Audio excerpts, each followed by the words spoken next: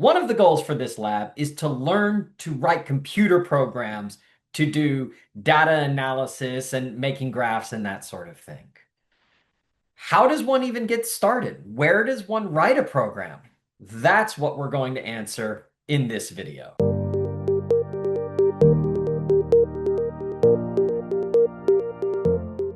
I want to start by acknowledging that programming can be a little intimidating for folks. I know it was for me when I was an undergraduate. It can seem a little scary. And I want to say right off the bat that I am not going to assume any prior programming experience. And moreover, the goal of this class is not to make you a full programmer by the end of the semester. That's not what we're out to do at all.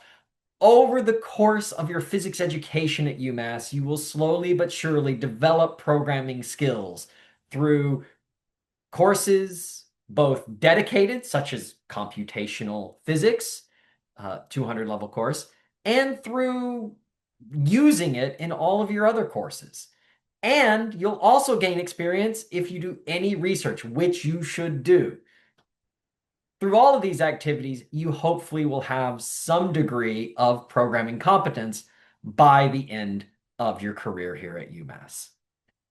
That being said, what are we going to do in this class?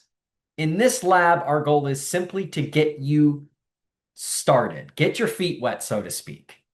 And the first step in order to get your feet wet is to know where to go to start writing a program. We are going to write our programs in the Google Collaboratory, or Google CoLab for short, programming environment. This is a nice one because everyone has access to it. It requires a minimal amount of setup since everything's sort of hosted and handled by Google, and it makes it easy to share with your lab partners or with your instructors, anything like that. So that's Google CoLab is what we're going to use in this lab, and you'll probably use it a lot in other classes down the road. So Google CoLab is a part of the Google Workspace. Google Drive, Google Docs, Google Sheets, Google Forms, all that sort of stuff together is called the Google Workspace. Now, I am going to assume a certain familiarity with Google Workspace. However, if you're not, there is a chapter in your lab manual that sort of gets you started with that. And there are resources here at UMass Amherst to help you get more familiar with Google Workspace. So now let's assume you are familiar with Google Workspace. What is Google CoLab and how do I get to it?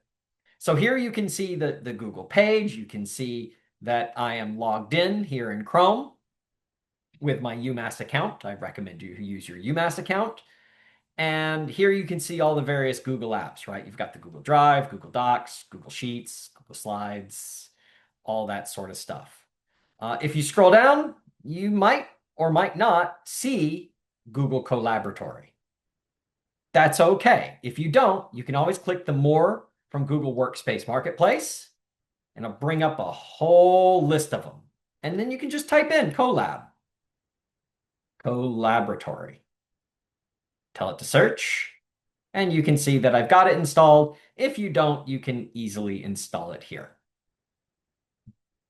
Now, once you've got Google Collaboratory installed, the easiest way to do it is to go to Google Drive. So here you can see my Google Drive, big mess, and you can open a folder called CoLab Notebooks. I would recommend creating your own folder called CoLab Notebooks. You can see here I've already done it. And so I'll go into my CoLab Notebooks folder. If you don't know how to create a folder, you can sort of up here, right click, and you can see new folder, and you could create one. All right, but I've already got one, so I'm going to open it up. And so now I'm in this folder where I'm going to put all of my CoLab notebooks. And then I can go and create one. So under new, you can see I've got docs, sheets, slides, vids, forms, and more. And now I've got Google Collaboratory. So I'm going to open one of those up, create and share. Sometimes takes a minute. You might get some release notes and you can close those up. So here is the CoLab notebook as it's called. It's called a notebook because it's like a notebook. You can put different stuff in it. You can put code, you can put text, you can put all sorts of things. You have a little AI generator down here at the bottom that you can use if you want. As the syllabus says, you're free to use it. However, I would recommend checking the end of your lab manual for the code snippets there instead, because those are written and vetted by me, and you're never quite sure what the AI is going to generate. It's pretty good, but if you're a novice, you don't know when it's right and when it's wrong. See? So I'd recommend using my code snippets first, but it is there and you are free to use it. So you could start coding right here. I could say, for example, print hello world. The traditional first program anyone ever writes is you tell the computer to say hello to the world. And if I hit Shift Enter, it will run that code. It sometimes takes a minute right out of the gate. And you can see it said hello world. Don't worry too much about the Python. I'll teach you what you need as you go. I'm just here sort of to show you that you can put code snippets in here. You could also convert it to text, so you could add some text.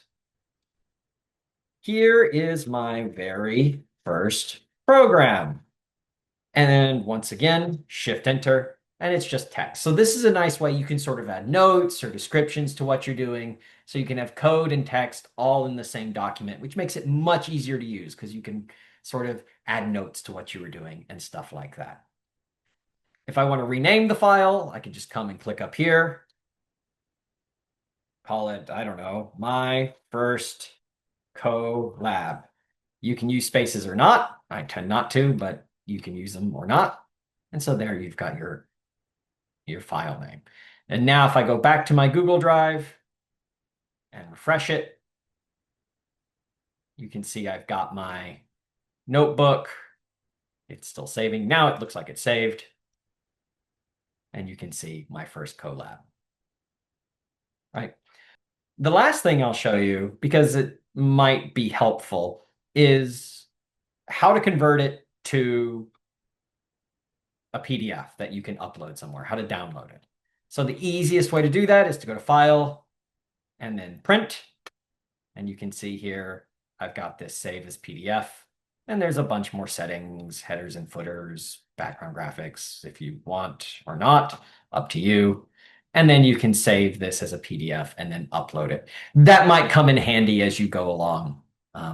In some of the later labs, I might ask you to upload a PDF or various places. So that's how you could go and upload a PDF. I mean, download a PDF and then upload it somewhere else. So that's our introduction to Google CoLab. You should now be able to open it up and, save the file somewhere, download it as a PDF that you could then upload somewhere else. All of those sorts of things you should now be able to do. And that concludes this video.